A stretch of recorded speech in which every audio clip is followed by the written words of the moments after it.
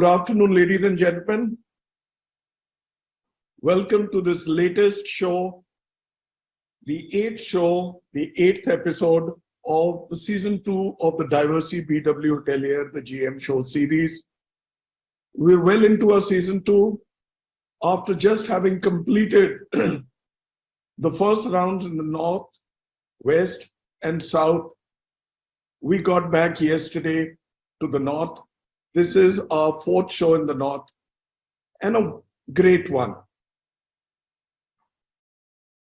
Before I really roll out, I really like to thank our sponsors, Diversey, and let's begin by showcasing their case with their video.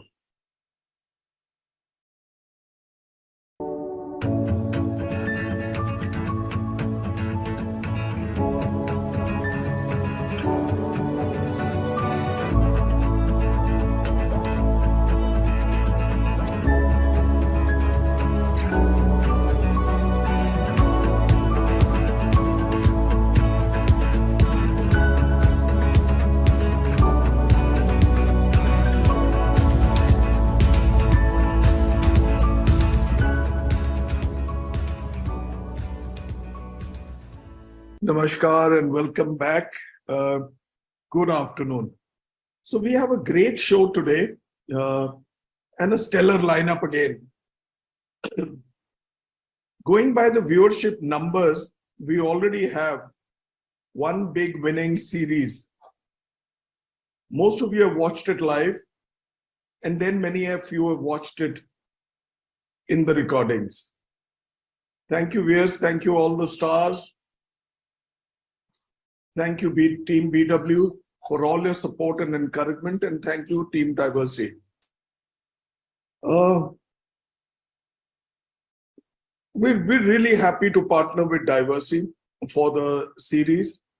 They bring a lot of meaning. They're very strong on the product lineup show, but their commitment to sustainability, kitchens, and whatever happens into a hotel with their cutting-edge products is tremendous. A bit about what we do and why we do virtually. This GM show series has been carved out on the virtual platform. And that is because it helps us to bring to you the finest general management talent across the country without having to pull them out physically. Like I always say, you can't pull a doctor out at any odd hour, or a gynecologist, but a general manager is always at the helm of the show, on the deck of his vessel, his ship, in control, and of course, and along with their teams. The format of the series is regional, where we cover the north, west, south, and east, and then we rush into the northeast and central with 2 shows a week every Thursday and Friday, 4 to 5 p.m. Block your schedule, stay tuned. Be there, watch us. Watch the heroes. The show will be relayed online on weBBlast.com and across our social media platforms, YouTube, Instagram, LinkedIn, Twitter, Facebook. Be there, follow us, encourage us to bring you more such gems. And last but not the least, thank you for all your encouragement and support. And follow us on our social media. For those of you who've missed watching the show, like I just said, the recordings are available. Don't stress. You can watch them across our platforms that I just mentioned. Without much ado, now let me just dive into the show with a brief introduction on all my co-panelists. Like I refer to them as stars. They are our heroes. They are the ones who are going to lead this industry into the future. And many of them are going to be CXOs. They will lead their companies, they'll lead brands, they'll lead large portfolios. Ashwini Goyla, whom we call Ashwini Kumar Goyla, is the area general manager for the Delhi NCR for the Radisson Hotel Group. And he's also the general manager for the Radisson Blue Plaza Delhi Airport. He needs no introduction. He's a man of many achievements. His control over what goes on in his portfolio, and he's a master of numbers. Welcome to the show, Ashwini. Your audio is muted. Thank you so much, Dinesh. Thank you. Ashwini will today lead the show. He'll moderate it. Right. Now, let me bring in our first speaker for today, Rajneesh Kumar. He's the General Manager of the Courtyard by Marriott Aravali in Faridabad. It's very nicely located, great asset. You'll just get a backdrop of it. Very fine asset. There you are. Ashwini, baal kam ho gaye thode. Namit Agnihotri. Namit Agnihotri is just flown in from Rishikesh. He's the area general manager for the Roseate Hotels and Resorts. Welcome, Namit. Thank you so much. Good afternoon. Amit Rana. Amit Rana is the general manager of the Holiday Inn New Delhi International Airport, an extremely well-appointed hotel. Welcome to the show, Amit. Good afternoon, Dinesh. Thank you so much. Pleasure, pleasure.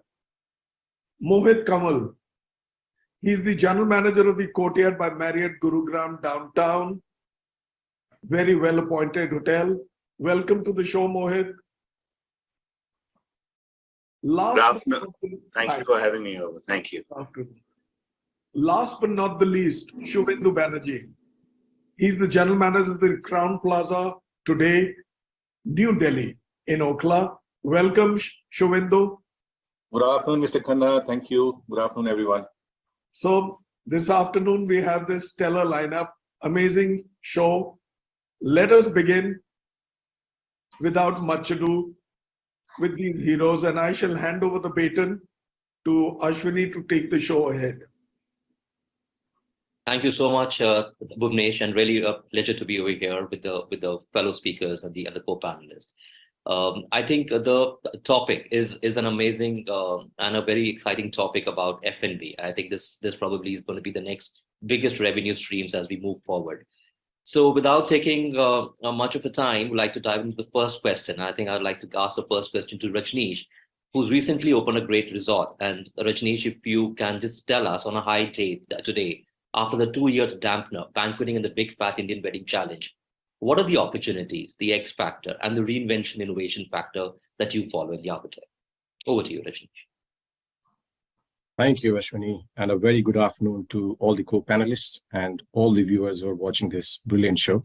Thanks to Bhuvnesh and the entire BW team to get all the hoteliers together to share our views about, what's, the future is going to look like for the industry. And today's topic is about F&B shaping up the, future of the hotel industry. That has always been the case. Even before pandemic, F&B was always a great contributor to not just the top lines or the bottom lines, but also to the reputation of a hotel or a brand. Post-pandemic, certainly a lot has changed. As the question, Shwini, was about how things have shaped up, particularly from a banqueting or from a wedding point of view.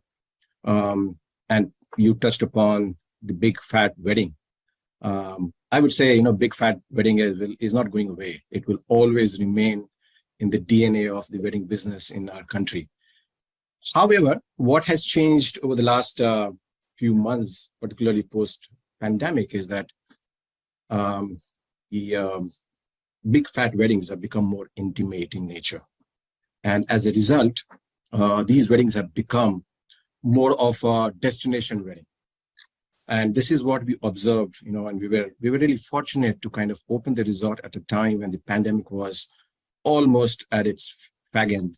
And there was a huge pent-up demand because people who were willing to get married, they had to hold onto it for good 2 years. And all of a sudden, everybody wanted to get married. And we saw that there were smaller weddings happening. One of the first set of business that came back post-pandemic, or even during the mid of pandemic, I think other than staycations or leisure, the drivable destinations was weddings. I think wedding now is not just about pent-up demand. Wedding has become a very, very strong contributor to our business across all our hotels. And you also asked about opportunity. to put some perspective, in terms of how the opportunity looks like, particularly in the Indian subcontinent. About 35% of our demography, 35% of our population is in the age group of 20 to 39. Now, if I say 35% of 1.4 billion, you can imagine the ocean of opportunity in terms of number of people who are ready to get married, right? It's more than the population of, say, even United States. So that's the kind of opportunity that lies in front of us. We are already capitalizing on this huge base. Big fat weddings, as I said, have become intimate, but there is no shortfall in terms of spending. People have actually started spending more to make it more experiential. Again, to quote an example in terms of how it has changed in terms of experiences is the fact that now it's not just about a mehndi or or any pre or post wedding event, but it's also about how the experiences are going to be captured for all the guests who are attending the wedding. And that has become more critical for the couples who are organizing weddings these days. So it obviously gives you opportunity to capitalize on enhancing your commercials, at the same time making it a holistic experience. So to sum it up, great opportunity in terms of weddings ahead. This is just the right time. It can't be better. And I'm really happy that all of us are witnessing that. Over to you, Ashwin. Thank you so much, Rajneesh. And I think I agree with you. The big fat Indian wedding is not going anywhere. But yes, it's become more intimate. And I think that's what's happening. So with this, I move to the second question to Namit. In a room, what's the story? And how do you bring your guests to your restaurants from the room? Is that your agenda? And if yes, how do you swing it? Well, thank you for the question, Ashwini. A very important question. Taking a cue, like you mentioned, like food and beverage is the next big thing. And all of us as astute hoteliers know one thing, that the real chunk of the revenue comes in food and beverage. Because here, if you give an experience, the way I look at it or our company looks at it, it is give a complete sensorial experience. It is like a chef who invites you to his house. That is the way we look at our restaurant business. Very simply put, a guest who comes into our hotel, I have to give him the experience which is bespoke. And there is nothing more than food and beverage which can give that. So the couple of elements that we look at as brand is, one is sensorial experiences in terms of how is the design of the particular restaurant. For example, if I talk about a few of our brands, one is the brand called Chini, the largest tented restaurant, which is 140-seater Pan-Asian restaurant. Then we have Kheer, which is a 300+ Indian restaurant. So when we have these kind of products out here, and when we send the first communication out to a guest, we create an F&B element also with our reservation forms. At the time of check-in, all our chefs, whether they are, whoever, because the chefs are the master creators. So they are the ones who invite our guests over. We give an opportunity to do, whether it's an in-room dining experience, we create that. We don't consider an in-room dining experience. We consider that an opportunity for a unique dining experience. When somebody wants to, dine under the stars, we have those, places where a person can dine under the stars. So it is not only the restaurants that we have our entire story built around, which is, like I said, has to be interactive. If the chef doesn't come to your table, then I guess, you will not be able to bring the guest to your table, because simply put, you like to always meet the director of the movie. Same way, it's the chef who comes in. So that's how we do it in our hotels, is that we create the story, because nothing sells bigger than the story. Whether it is the produce of origin. So we start like, where did we get this millet from? This is the farm. These are the backgrounds. Everybody tells a story. What is the crockery we use? Why is it different? Why the cutlery slightly, different? Why is the glassware different? Everything creates a differentiation in our brand. And then also when a guest walks in, we put segments, are they celebrating an occasion? Are they coming here for a first date? Is that gentleman coming to propose to his partner? You have to engage, you got to personalize, and that's what makes the difference. And I think in the coming days, you'll find the uniqueness coming in here, wherein a restaurant manager will receive a guest at the porch and will, do a bon voyage at the porch. So that's how I get my guests into all my hotels. Thank you for that question. It was a brilliant question. Thank you, Namit. Thank you. And I think you touched upon a very important aspect about the design of the restaurant. So I guess my next question goes to Amit. Amit spoke about design of the restaurant. I would like to speak about kitchens. Kitchens is a very tricky, and they must be part of the crack the puzzle code from the alignment and the revenues, making it a sticky factor. How do you complement your kitchens to the design of the restaurant and to the F&B overall? Over to you. Thank you so much, Ashwani. I think it's a great question. Layout and efficient workflow in the kitchen is something which is very critical. In today's world and age that we live in, the design and the workflow of the kitchen is very, very critical. To make sure that we use quality ingredients. Procurement of those ingredients that we are procuring is very, very critical. So making sure we have high yield and making sure there's minimum wastage. So that's one priority that as a company IHG has, and we very seriously take that. Sourcing of quality is very important of ingredients. Training, which is also a very important element in today's world where we know where we turnover is extremely high. So training of the staff and chef is very, very critical while we're in the kitchen area.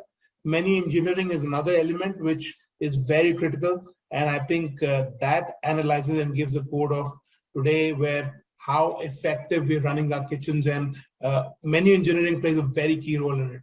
Lastly, it's technology and adapting and embracing that. In today's world, if we don't look at technology and if we don't look at how innovative ways of things that we can adapt, it becomes a challenge in the kitchen. Hygiene and food safety, wastage in kitchen and how well we store our kitchen material and what is the temperature, is it the right temperature that we're keeping our stuff in? It just makes it, it's a no-brainer. In today's world, hygiene and safety is very important, and we know how the world is evolving, and engaging customer also is very important. Understanding what the customers are looking for, their feedback, engaging with them and finding out what is the right. So that plays a very critical role. It's not just a service, it's kitchen which plays a very big role, as my colleague mentioned earlier. Also, I think kitchen plays a very and marketing promotion. Doing making sure it's enough that we talk about to our customers and how we communicate to them. Innovation is something which we can't get away with. That's something in today's trending world, that innovatively how well we manage things and how well we use that innovation is very important. And then adapting to trends. What is happening today is the trends are changing at a very fast pace, and we've seen in past, pre-COVID and today, the trends have completely changed. Portion control, size. These are some important elements which we can't, get away from. And lastly, I think, kitchens are heart of the hotel. I believe if the blood has to circulate, if the kitchens are not functioning properly, the hotel will not operate effectively. Thank you, Amit. And I think you touched upon some very important aspects, which I would be asking the fellow speakers. And I think you spoke about menu engineering and innovation. So with this, I would like to ask my next question to Mohit.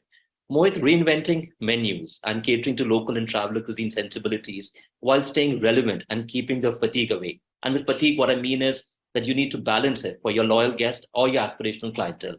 And Amit touched upon something called innovation. How do you manage that in your hotel and your restaurants? Over to you, Mohit.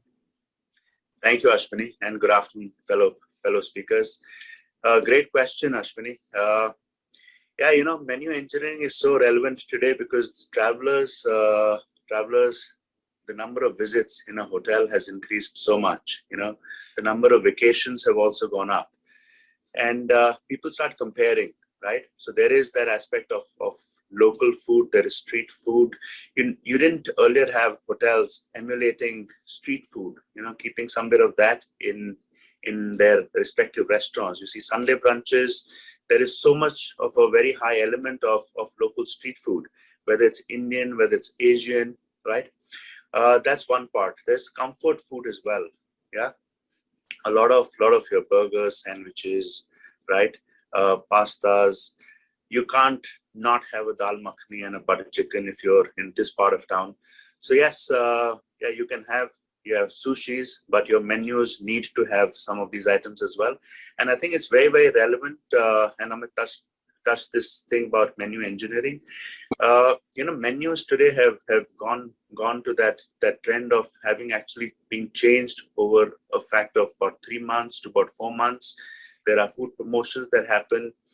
There is plant-based menus that have just come in so much, right? The dietary restrictions are already over there. Keeping all of this, and for business travelers, because where we're located, 70% of our travelers are business travelers, right? To ensure that there is no fatigue in that menu, there are changes that keep happening. It is very, very relevant, and we keep reinventing our menus. We keep changing our menus, and this changes practically, like I mentioned, at least 3 to 4 months. We currently are also doing a food promotion. So yes, so when we look at demographics to see where guests are traveling from, and engage with their preferences in terms of holiday destinations, is the most relevant thing. As soon as someone comes back, I look at it as coming back home. Are you really getting what you want, right? And is it quick? Is it hot? Is it 2 point? And once that is done, I think that fatigue would not set in. Thank you so much, Mohit, and I think good luck for your food promotion. I hope you're also invited over there for that. Thank you, Mohit. So I think the great about the food, the restaurant, and the reinvention of the menus that we are doing. Now, so my next question to you, Shuvendu. Now, all while of this is happening in the hotel and in the restaurant and the kitchen, how do you think the loyalty and the referral programs have worked for you without losing out on the brand saliences? How do you manage to get the guests to the hotel and actually let them know about all of this? Over to you, Shuvendu. Good afternoon, Ashwini, and good afternoon, everyone. Ashwini, the question you have asked is a very key question for all of us as hoteliers. F&B plays a very important role as far as the revenues are concerned for the hotel, and getting guests and getting customers through the loyalty program is one of the most important things for each and every brand. And now the guest loyalty is the most important reason when you have the customer in the hotel, how you treat them, what kind of value additions. See, loyalty as a whole, if you look at the loyalty product, for example, in IHG, we have something called IHG One Rewards. When a guest comes in, he automatically gets the advantage of the IHG dining deal, and he gets across discounts plus rewards. It's not only about the discount, which is important nowadays. It's also about the rewards. It's also about how you utilize the package which you have. Or, for example, if you look at the number of outlets. So, for example, India, we have 100 plus outlets. We have 30,000 plus guests, those who get the loyalty benefits all across India, right? So that's what is important when you enter the hotel. The moment you enter the hotel, that's the recognition which is most important. And not only that, it's not only about the revenue, it's also about the relationship which we build with the customer when the customer walks into the hotel.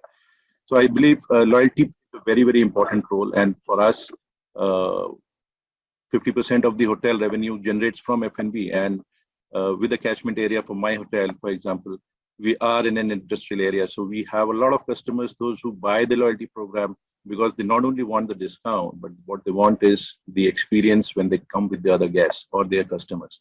So that is very, very important at this juncture.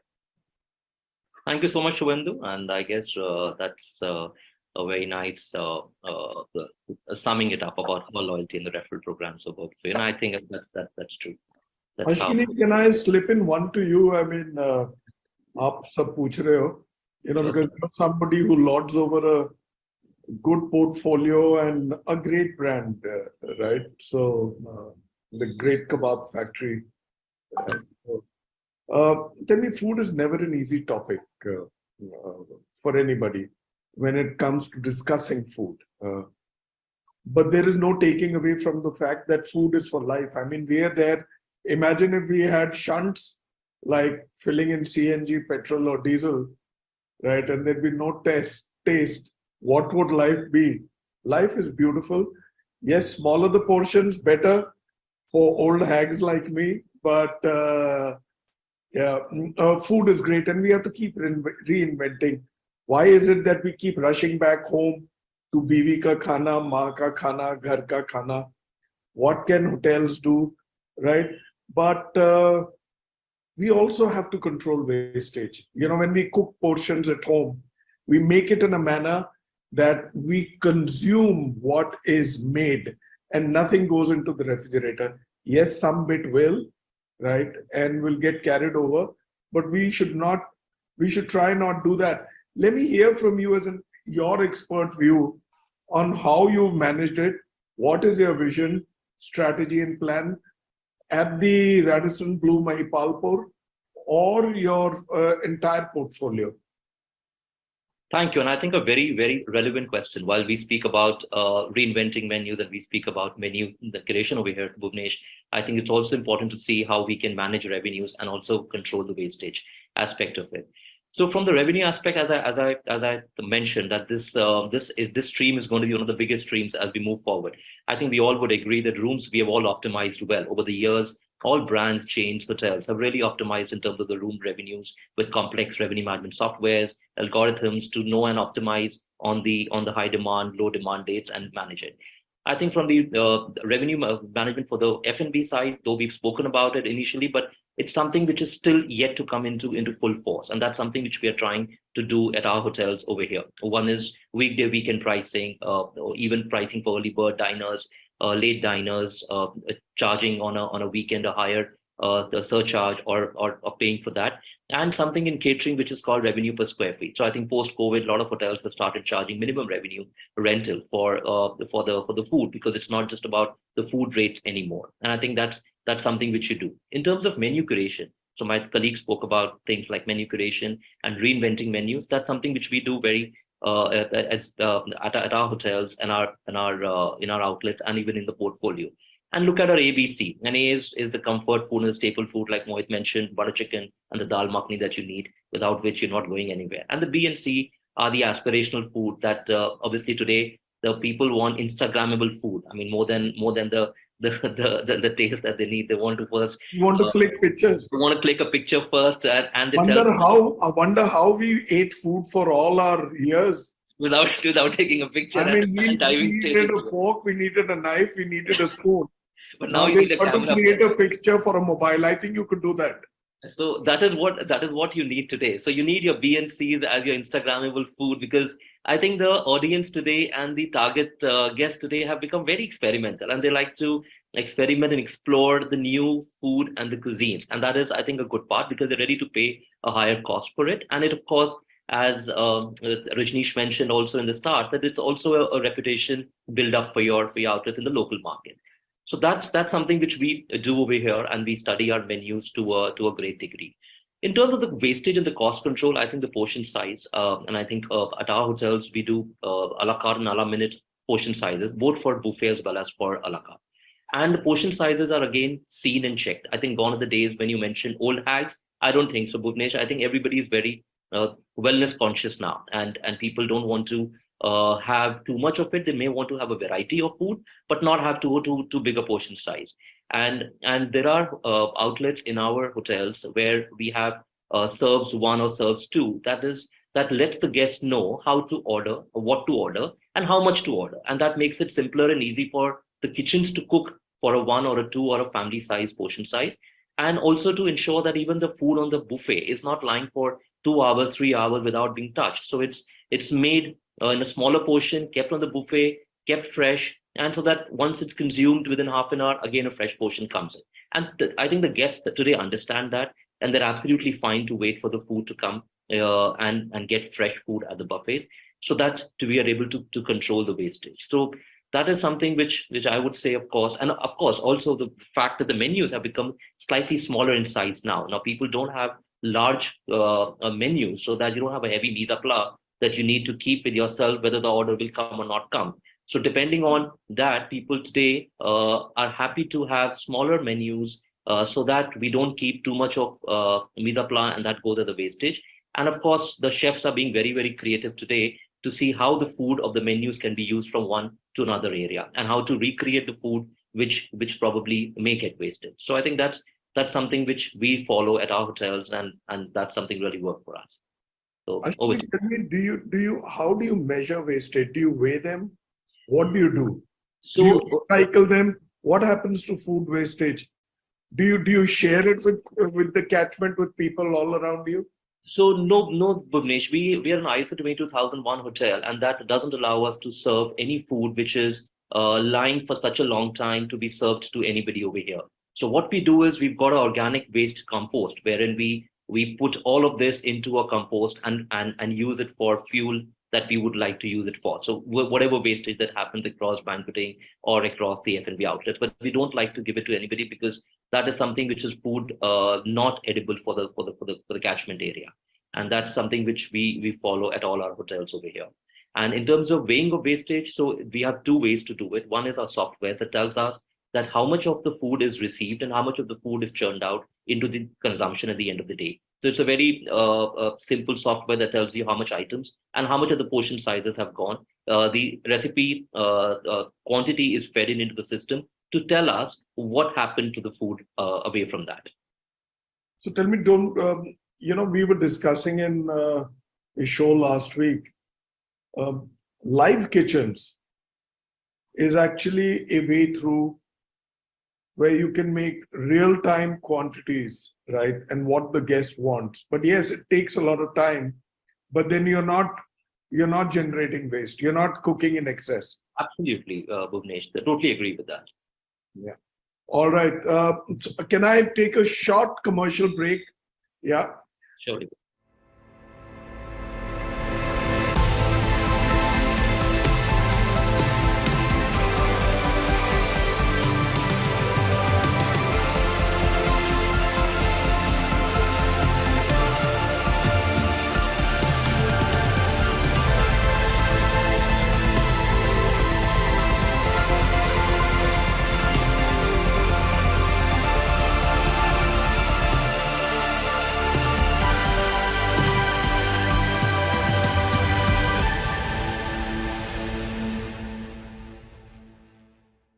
Thank you, Bhuvnesh.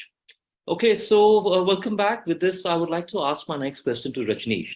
Rajneesh, now, what is you recently opened a resort again? What is the next big trend in hotels, F&B, that you think are there, and what would you like to bring back if you were given an option to your hotel as a latest F&B trend? Thank you for that question, Ashwini. And well, F&B is all about innovation, creativity, which was touched upon by a few co-panelists earlier. What I have observed over the last few months, particularly post-pandemic, is that there is a rising trend or a demand or a consideration rather in terms of, being a sustainable F&B business. And that's where we notice that there's a lot of hyper-localization that is happening across most of the F&B business setup. What we do at the resort is we currently have more than 90% of our procurement, through this hyper-localization approach, which means that it not only helps you to, generate income for locals, but also helps you rationalize your carbon footprint. And I think today's diners are more aware about such things. And we have observed that today's diners also want to interact about the sustainable practices that a F&B service provider is into. So that's one aspect, which is rising sustainability consideration, and it's no more greenwashing. F&B business can't appear to be eco-friendly or sustainable. This is the need of the hour. We all know, and I think. Not just from a service provider point of view, but also today's diner is very, very keen, and they challenge us to keep moving in the right direction. So as businesses in F&B, we have to ensure that we keep that going. Another trend is about, which I think, a few of you touched upon, is wellness. Today, diners are not just fascinated about, having something like a wellness, section in your menu. They're more concerned about their intake of calories. While I understand that as per the FSSAI guidelines, we all are supposed to have calorific value assigned to each and every item on the menu, But the diners are not just confined to that. They are also very particular about the intake of the nutrients. They're very particular about, having a balanced approach towards, mindful eating. So that's another thing which is emerging, and we are noticing it, as well across our restaurants. One thing that will never go away, but has become more important of lately, is about immersive and experiential dining. A few of you also mentioned, I think, was Amit and Shivendu, who mentioned about the importance of chefs interacting with guests. So things like a chef table, which was always happening across our hotels. It has gone even beyond that.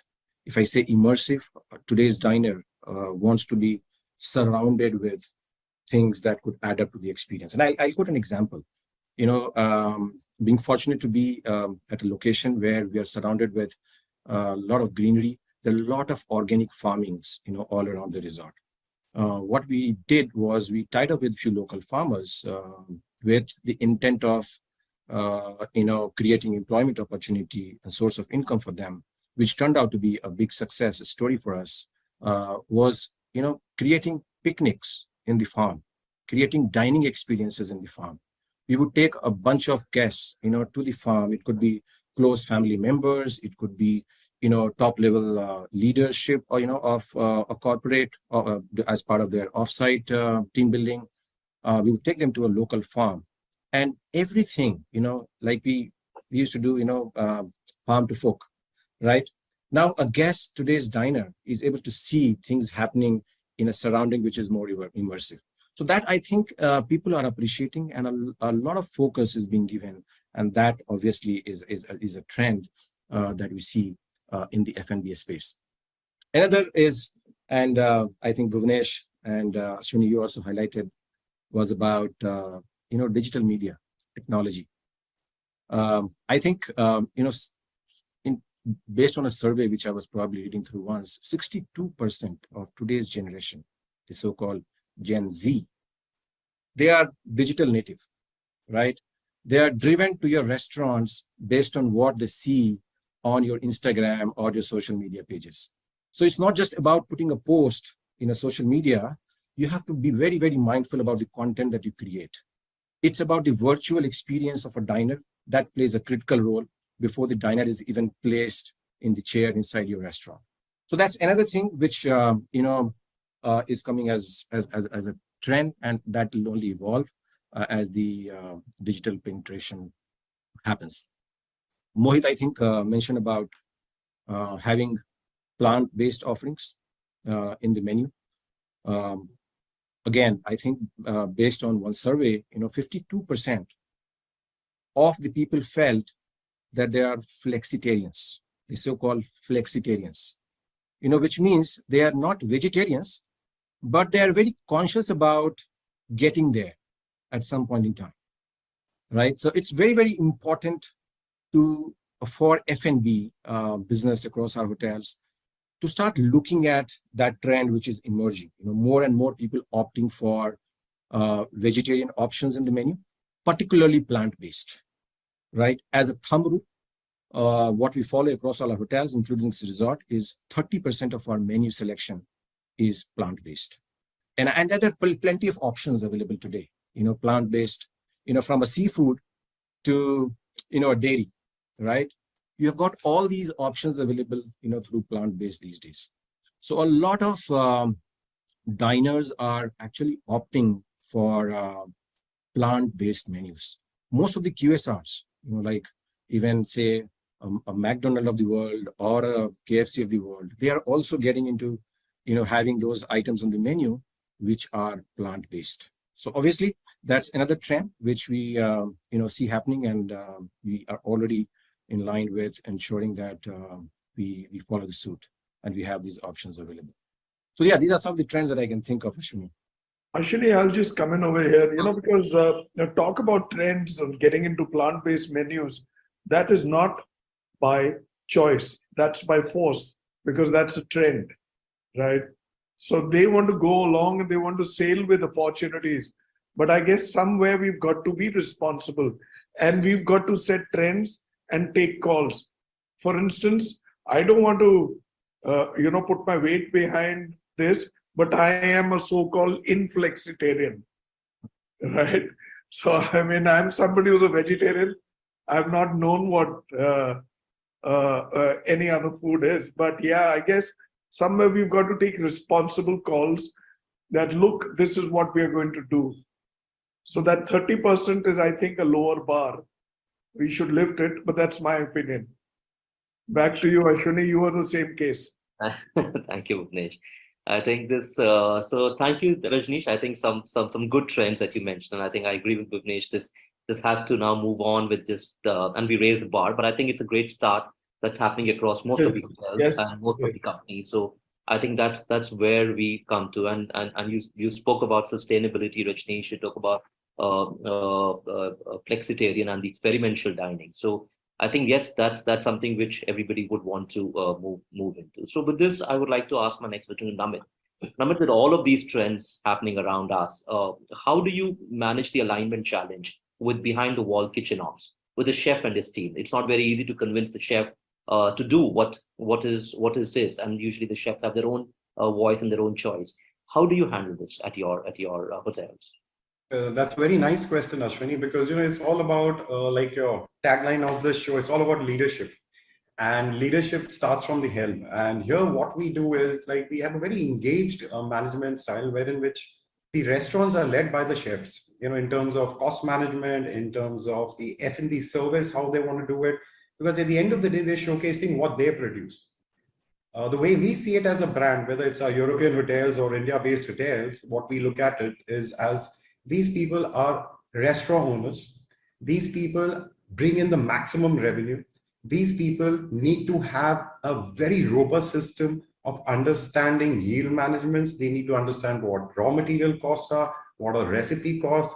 They need to understand, because the amount of subsections that you have in a kitchen are immense. It is all about how you engage the team. It is all about how interactive your team is. We have, or like most of our kitchens are, open kitchens, wherein which every restaurant has a live kitchen. So the chefs are the actual, the main protagonist of the show that's happening there. And for that, training is very important. Body language is very important. The art of communication is very important. They have to know a lot, because they are the ones who are engaging with our guests. And when a chef is engaging with a guest, a knowledgeable chef, a person who's passionate, because food is a science also, food is just not that, you just go there and, do something and come out with it. There's a lot of science involved. There's a lot of passion involved. And we'll all agree that all of us have to handle all our chefs with little kids' gloves also, because they are passionate about it. They're creators, they're like artists who are scientists. And you cannot, have, you have to give them freedom. You have to take them. So what we do is, we do field tours. I take my chefs to places like, Upper Assam, figure out, things. Where do you get these fun, the kind of very local produce? Because today, like a couple of the panelists said, it's all about going global. But the way we look at it, it's like, let's go global, global, but yet local. So food tours, getting in Michelin chefs to do pop-up events from there. What we do is we tell these Michelin chefs, come in, do a pop-up event. Don't get your backup team. Let my team be the backup. It's all about learning, rather than one person being sent and doing one course and coming back. Here what we do is participative, collective style of management, which involves financial aspects, experiential aspects, innovation, and a freedom to run what you want. And of course, like one of my colleagues mentioned, it's all about the change of the menus. We have our own farms in Delhi, so where we do organics. So the chefs go to the farming, we take the guests to do farming there. So what we say is, be a farmer to a diner concept also what we run. And, having said all this, it's all about I think kitchen brigade is like the nervous system of any hotel. The healthier the nervous system, the better the profits, the happier the ownership, and the happy us. So it's all about happiness, which comes, from food. It's like something which touches your soul and your heart. And I think if we are able to touch the heart of any individual, I think, you won the game. Thank you, Namit. I think very well said. The chefs are the creative artists, and instead of going global, we should all look at going local. So I think that's something which I take from you. So my next question, moving on, would be to Amit. Amit, while we are going local and while we are looking at the menu engineering and the menu push and the menu choices and the menu flexibility, what about the portions? What is right and enough, and not wasting any expensive food or the pre-cooked perishables? What are your views around that? So thank you again, Ashwini. I think as you rightly said, wastage and portion control is something around sustainability, and that's very, very important. I mean, today, standardization and portion size is very critical. Not too much, not too less. The balance between that is very critical today. You know, using of measuring tools. In the historic kitchen earlier, it was all by only experience, by only way of, the chefs were not very comfortable using measuring tools. But today, I think that's become the need of the hour, to use the right measuring tools and to make sure your recipes are right. That's something which we can't shy away from. Monitoring food usage, what is used. Ordering something should not be on whims and wishes. It should be monitored, and there are systems and tools. Diversey pioneers in that. IHG, as a company, we've taken it very seriously, and we monitor food wastage and food control across globally. And that's something which is a mandate given to us on food monitoring, and how much are we daily yielding out of stuff. Implementing FIFO, that's something which is, a thing which has been there since ages, but implementing and bringing it to life is very critical and very important. Daily specials and limited offers are something which will help you looking at seasonality of way of working, and making sure you attract and have nutritional value to food also while you're doing portion control. Offering flexible portion size, like you rightly said, making sure your menu says that before a guest orders in room service, thinking it's not going to be enough for me, to making sure it has the calorific value and it has the portion size that it can feed to. Training and upselling, and while discussion portion is very, very important. Training is something which is, while the conversation is happening with the guest, that awareness is very critical. Today, if you're not able to communicate that message that we're living in, it's not going to have a positive outcome. Customer feedback, whenever that is not, it's very important how seriously we take that. Because at the end of the day, the consumer is something somebody who's is today giving us that feedback, and if we don't manage and if we don't able to utilize that feedback, it's not going to add any value to what we're doing. You mentioned about compost, making sure, I personally think there's nothing that should go to compost, but if there is, how are we able to utilize it today in using it on farms, giving it, donating it to the farmers, because that's the food which is coming out. If you're able to recycle that food, and if you're able to utilize it back, is very. Then lastly, as I said, tracking and disciplining the kitchen every day during the morning. The first thing the chef comes on the table with the morning meeting is how much food was in the bin. That is something which will help us automatically become to a place where we are controlling our portions, making sure we procure the right ingredients. There's no point getting a great deal on a fish if the yield of the fish is only going to be 40%. If the 60% is going into the dustbin, there's this waste of money, and money saved is money earned. So today, whether it's revenue management, so portion control, I think, is very critical. And food wastage is something which should be taken very, very seriously. And how much yield are we getting out of stuff, and procuring the right ingredients is very important. So yeah, Ashwini over here, पहले ज़माने में बोलते थे, chef से पूछते थे, उस्ताद भी थे, गुरु भी थे, सर अंदाजा क्या है? यार तू अंदाजे से इतने किलोग्राम ये डाल दे, इतने ग्राम ये डाल दे, वो डाल दे. There were no apps, so it was all approximation. So I mean, we progressed in life, and progress means, I feel very guilty coming out of a 5-star dinner, and you see people who are less fortunate outside, who can't even manage one meal, forget about 2 square meals. So that feeling of guilt should drive us to give speed to this part of a hotel's operation. Yes, I agree with Amit. To compost में क्यों जाए? Right. Absolutely, sir. I think And I think it is going, and more than the hotels, I think the guests today also, I don't know if you know, but a lot of hotels are ready to pay higher and choose a hotel that has a sustainability index or a sustainability option or an eco certified hotel or a tag on their brand websites. So it's not just about the hotels, and this is something which we all have to move in sooner than later. If you are not going to be sustainable and not have the yield management with us, it'll not work further on. True. Sorry, one thing which I forgot to add actually is taking the buffet rounds. As general managers, all of us play a very critical role. If our chefs know that the general manager himself or herself is going to make sure that they take a buffet round before the beginning of the meal, at the end of the meal, automatically the principle of controlling the buffet wastage will get eliminated. True. I think very well said. Yeah. Sorry, I just interjected. Yeah. Okay, so good. So moving on, I think you spoke about the food and the yield management, Amit. Moving on, my next question to Mohit. Now, are these a challenge to you? All-day dining in specialty restaurants in a hotel, the high street restaurant, and the QSR challenge, from nightmare to opportunity. What are your views around this, Mohit? Thanks, Ashwini. I think QSRs, let me address that piece first. I won't say they are a challenge, but I think they challenge us in one way, which is consistency.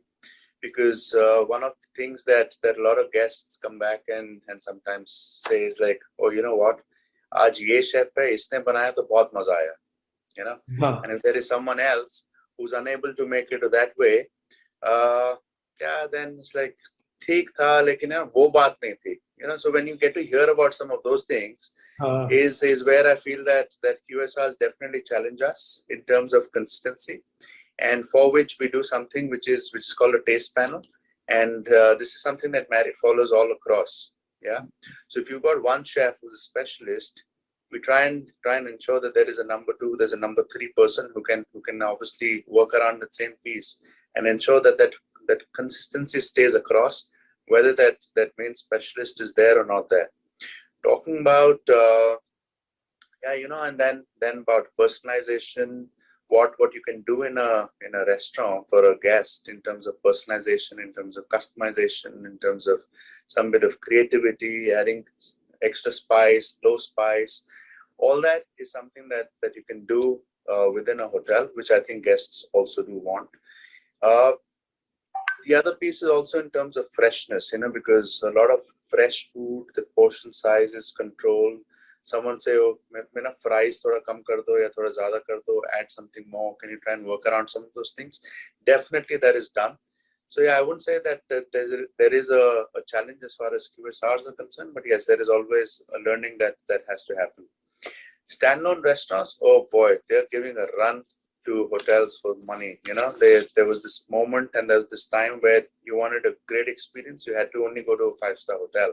And we saw this when you know, I think a lot of us started working in hotels, that quality had to be only in a 5-star hotel, right? And a lot of us were probably lucky enough to get that experience, to walk into a hotel and see what actually happens behind those great doors. Yeah. Now you. It was aspirational. It was aspirational. It was absolutely. It was so aspirational. And you know, with things having opened up so much and chains being galore, right? You've got an option to travel to any city and choose and make comparisons. And yes, coming back to standalones, standalones are and have really upped their game so much that the quality that a standalone can actually give you would probably be equivalent to a great restaurant in a 5-star hotel. I think that is great as well, because that obviously doesn't let a hotel or a brand or that restaurant get complacent. You know, once there is that competition, there is that challenge, there is someone else who keeps challenging. And you know, when and this is something that we do here with guests as well, when a guest tells us saying that, listen, I didn't quite enjoy what the chef made here for me, we actually ask the guest saying, sir, where is it that you've eaten this food earlier? and we will have one of our chefs go, or if it's in a different city, we will have a chef over there go and try and see what this recipe is. And once you're able to do that, I think that the challenge is which will always keep you afloat and keep you up ahead of that game. And challenge is good, because there were these times when the chef would come back and say, "Aise banta hai," and this is the way it is being made. Whether the guest likes it or it doesn't like it, well, this is how it is, and it's just changed completely. So I think it's great. It's a great opportunity as well for all of us within this sphere to challenge each other, because this is also what we do for standalone restaurants as well. Yeah. Thank you. Wait, Mohit, so I mean, only a follow-up question on this. So just a point, would you think specialty restaurants still have a future in hotels, or an all-day dining is the best? It varies brand to brand. In a Courtyard, it's very classic. So you've got an all-day dining restaurant, right? And you've got a bar. That's typically how the brand really works. Specialty restaurants, I think, are there to stay, to offer choices. But should it be multiple, where let's say a hotel should have 3, 4, or even 5 types of specialty restaurants? I think that is a food for thought, depending upon whether it's a resort hotel as a leisure destination or a city destination. You look at Gurgaon, the number of outlets that there are, whether it's Cyber Hub, whether it's Horizon, they're fantastic, right? And today a customer doesn't want to come back and get holed up only into a hotel. You come into a hotel, you go out for your meetings, you've got your breakfast, you have a quick meal, you're out. Chances are that lunch is happening outside, and 70% of the times the guest is not coming back to the hotel for dinner. Yeah. If it's a longer stay, yes, dinner may happen, may not happen, and weekends, yes, brunches, no brunches. But yes, coming back to this, I think we will have to relook at it. But it's a debate for later. Whether, I mean, you saw it, right? Even during the pandemic times, and while we were coming out as well, a lot of specialty restaurants got converted into mini banquets also. Yeah, you wanted to capitalize on that per square foot to ensure that you made most of it. But yes, probably that's a debate for later. Thank you, Mohit. Thank you for your comments. Okay, and with this, I move to Shubhendu. Now, Shubhendu, I think in the start of the conversation, somebody mentioned about Gen Z. So I wanted to check with you that bringing the Gen Z while catering to the mature, or maybe should be called in the previous gen, do they spend as much? What do you feel? In a 5-star hotel. Ashwini, good question. I think you, Rajneesh, Mohit, everybody covered the point by saying that Gen Z is a different league altogether, because what we see and what you mentioned and we see in our hotels, is that they are visiting the hotel for an experience. They are not the usual clientele what we have as corporates or as MICE at whatever segments we cater to. Their preference is very different. They are more experiential. They'll have snap first, eat and drink later. So their attention span is also very, very less. I think what makes a difference for us as hoteliers, is how good and how strong is your social media channels. If your social media channel is strong, if you're showcasing what you want to showcase, I speak to my chefs and say, what is that you're doing today that attracts some customers or some guests on my social media that they walk into the hotel to have this food? As we see a lot of bloggers, a lot of influencers, the kind of videos, the kind of pictures they post, that is what the Gen Z is all looking about. They come here for personalization. They come to the hotel for experience. So curating an experience, curating an Instagrammable background, curating a food which is more Instagrammable, that is what they look at. They usually don't come for a buffet. They'll only come for something which they have seen online. Okay, this is what the hotel is doing. That's what we want to experience. That's the kind of trend they have. And that's a good experience to create more on. True. I So think I it's, think we lost Shuvendu. Ashwini, why don't I come back to you? There's something which is very dear to me. There are three things. Hello. Yeah, there are three subjects. Oh, Shivendu's back. Hi, Shuvendu's back. Yeah, please go ahead. Sir, how would you like to go? Like to have Shuvendu finish it, sir? Yeah, Shivendu. So I lost it in between. Or? Yeah, Yes, yeah. we just lost you at the last part, Shuvendu. Sorry. So what I was saying is the Gen Z's attention span is very less, right? So we need to be more focused on what our social media channels are portraying, because they come to the hotel to experience what they see on the social media. They are not the usual people or the millennials who come for a buffet and traditional food or sitting in a specialty restaurant. They will come and see an So, experience. Shuvendu, the question also is a follow-up question to this is it worth having them to the five-star hotels, or should hotels realign themselves to get them to our hotels, or should we just leave them the way it is? Ashwini, that's a new segment and that's a new kind of a customer which we have seen in our Do you hotel. think they will spend more if we bring them to the hotels? They have the spending power, but what they want is experience. They want personalization. They want the chef to come on the table. So they are a different people altogether. So we have to cater to them, because that's what is the future for all of us. These are the people who are going to come to our hotels now. You know, I must tell you, remember 30 years ago, longer or shorter than that, we used to hear about the West, how they don't save and they spend everything. Correct. That's the new India. The Gen Z is not saving, they're spending. They're living life to the hilt. So we need to Don't mind realign spending. our hotels and our restaurants to invite them even more. I mean, Oh, that's the whole absolutely. idea. Yes. Otherwise, we lose out. Yeah, we don't need to get greedy, but we need to kind of tailor ourselves to those expectations, right? You know, Ashwini, I want you to sum it up a little later. I have, you know, there are three subjects which are extremely close to my heart, right? Sustainability, environment, and ESG is number one. One or two. Topmost for me is diversity, right, and inclusion. And the third one is going vocal for local, right? So why don't I slip one to you and let me hear you. Vocal for local is not just about Make in India alone. It's about costs. It's about freshness, just in time, and availability. How are you managing this, and what has been your success until now?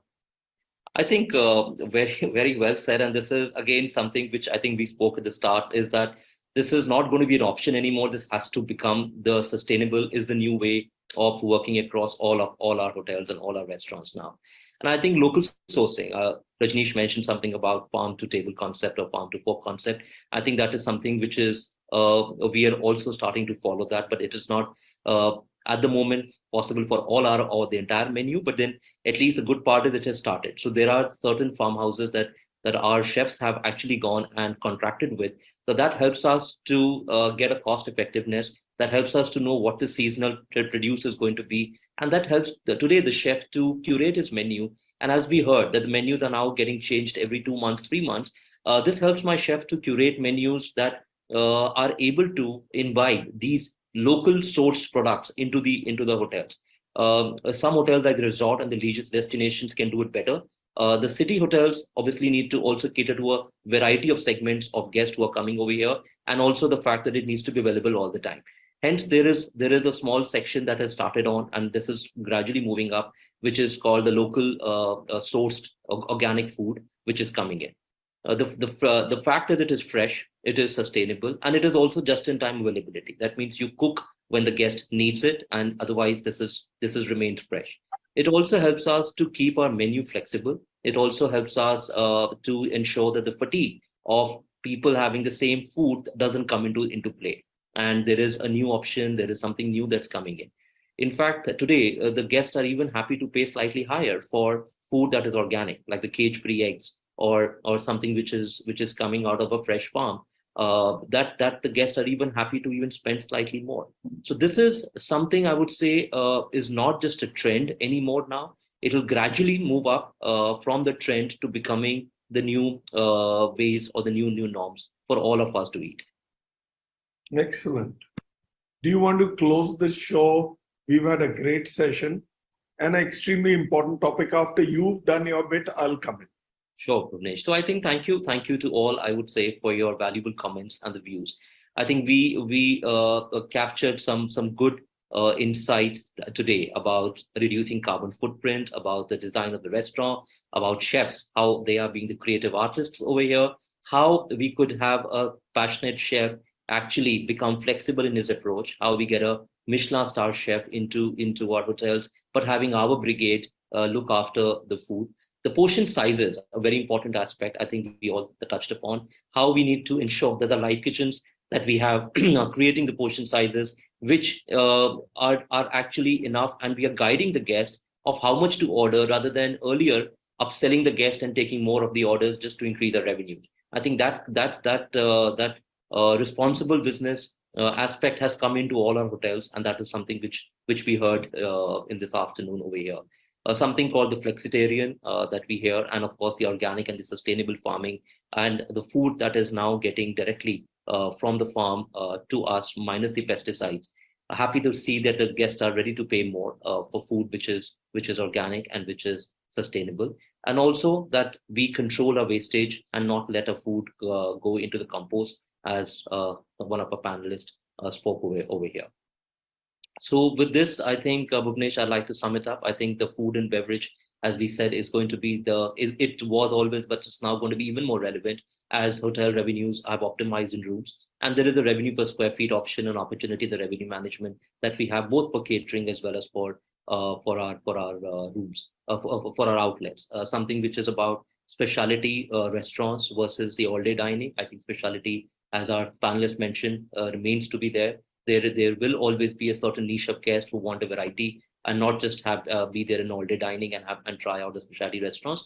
And not everybody would like to go to a high street restaurant or have the time to go out to a high street restaurant. So hence, for the reputation part of building, and also to ensure that we have that product available, the specialty restaurants need to be around with us. Thank you. You summed it up extremely well. I like to, it's customary that I should have the last word. Absolutely, Udesh. Right now, let me tell you, we've got to be frugal. We've got to step back. And this is my word to every hotelier. Do in a hotelier what you do at home. Be a conjuice, right? Especially when it is about waste, about cooking larger portions, right? About generating waste, right? So you've got to talk to your team. I'm sure you do. You in your morning meetings. You've got to bring in those values. What is it that you go? Andaze se nahi karo, kam karo, kaise karna hai? And rather than upsell to a guest, we've got to find a solution, because the guests, when they come over there, if the company is paying, वो कहेगा मैं आज एक काली दाल भी ले लेता हूँ, एक पीली भी ले लेता हूँ, right? I'll have my set of noodles. I'll even get I'll get the red curry and I'll get the green curry also, right? And yeah, ice cream में क्या है, वो coconut दे दो, या वो that Thai one, that sticky rice with mango भी दे दो. So I think we've got to tell the guests, where was I reading? Which is that restaurant somewhere in the West where they charge you for the waste that you generate? So we've got to start doing things. And to your point, Mohit, we were discussing the QSR and high street restaurant standalone challenge. I think each to his own. They have their own space. India is a country of 1.4 billion. Before we start reducing, we'll still go higher. We'll get to 1.75 billion. And the middle class, with the opportunities that they have and the thick fat purse that they have, not just the big fat Indian wedding, I think we've got to reinvent ourselves. And it's not about ceding the space to QSRs and standalone restaurants. After all, if you have these standalone restaurants which have huge, or the Michelin star restaurant, if they are strong brands, we have Dampok, don't we? It's existed all through our lives. we have Bukhara, now you have Loya, you have Machan, right? Or what is it, that one that we had at the Oberoi's? In our days, we used to have the ranch while we had the Gungru. These are extremely strong brands. How do you build brands? Why go too far? You look at what Ashwini does, the Great Kebab Factory, right? These are strong brands, and they can give a run for their money to the high street large heavy duty brands, right? So I think therein lies a great opportunity. The only thing is we shouldn't let fatigue set in. We need to be on our toes. We need to keep reinventing ourselves. Look at what Namit spoke about his restaurants, right? So yeah, great opportunity, but a great show. You know, I'm so happy we were able to do this F&B show with you. It brings in some perspective with room to think. And that said, let us all get together over a bite. Let's pick the venue and let's go and see what you guys are doing soon and bring in more. Yeah. Absolutely. Look all right. So thank you all for being there. Thank you for all your efforts. The industry is doing well. It's on a high. It's come back very strongly. Touch wood, wherever wood is. I've got my hand on the wood. So yeah, but let's be responsible. Thank you all. Before I thank you all and put lid on and can the show, let me speak a bit about our next episode, next two episodes. Our next two shows are going to be back. Yes, of course, tomorrow, next week, we have a show on Thursday, August 10, and another one on Friday, August 11 at 4 p.m. We'll be back in the financial capital of India, Mumbai. And see you there. Lock in your time. Be there, watch us, encourage us. Thank you all for being there. Ashwini, you've been a great moderator. Right? Yeah. Thank you for leading the show. Namit, this is my second show with you, Ashwini and Shuvendu. Thank you for being there. Thank you for your inputs. Thank you, Namit. Thank you, Shuvendu. And first time with Amit, Mohit, and Rajneesh. Thank you all for being there. Thank you for gracing the BW Hotelier platform and the GM show, the Diversey BW Hotelier GM show. Thank you again, Diversey. Thank you. Your partnership means a lot for us and for the industry. Keep lifting the bar with each outing, Diversey. Thank you. Thank you, everyone. Thank you, Bhuvnesh. Bye-bye. Bye. Thank you, everyone. Thank you, Mr. Khanna. Thank you, colleagues. Thank you, Ashwini. Thank you. Bye.